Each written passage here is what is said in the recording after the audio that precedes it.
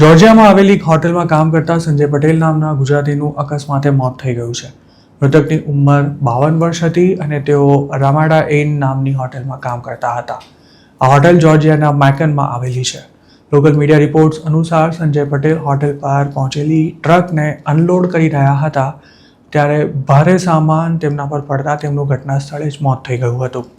જૂન 30ના રોજ બનેલી આ ઘટના અંગે સ્થાનિક પોલીસ અધિકારી લોની મિલીએ જણાવ્યું હતું કે મૃતક ટ્રકમાં આવેલો સામાન ઉઠાવી રહ્યા હતા ત્યારે લોખંડનો દરવાજો તેમના પર પડ્યો હતો. તેનાથી તેમને એટલી ગંભીર ઈજા થઈ હતી કે તેમને હોસ્પિટલે લઈ જવાનો પણ સમય નહોતો મળી શક્યો. પોલીસે આ ઘટનાની વધુ માહિતી આપતા એમ પણ જણાવ્યું હતું કે સંજય પટેલ ટ્રકમાં લવાયેલા હેવી મેટલ ગેટ્સ ઉઠાવીને નીચે મૂકી રહ્યા હતા અને આ જ ગેટ નીચે તેઓ કચડાઈ ગયા હતા.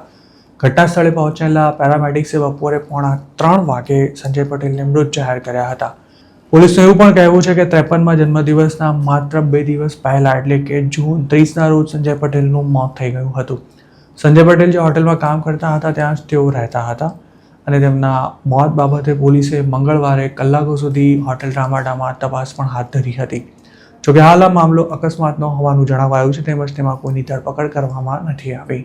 52 વર્ષીય સંજય પટેલ કેટલા સમયથી અમેરિકામાં રહેતા હતા તેમજ તેમનું ઇમિગ્રેશન સ્ટેટસ શું હતું તેની કોઈ વિગતો નથી મળી શકી. તેમના પરિવારજનો અમેરિકામાં જ રહે છે કે કેમ તે પણ કન્ફર્મ નથી.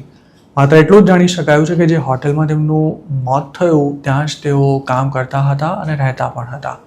અમેરિકામાં કોઈ ગુજરાતીનું આવી સ્થિતિમાં મોત થાય ત્યારે તેના પરિવારજનોને મદદ કરવા માટે ક્રાઉડ ફંડિંગ કરવામાં આવતું હોય છે.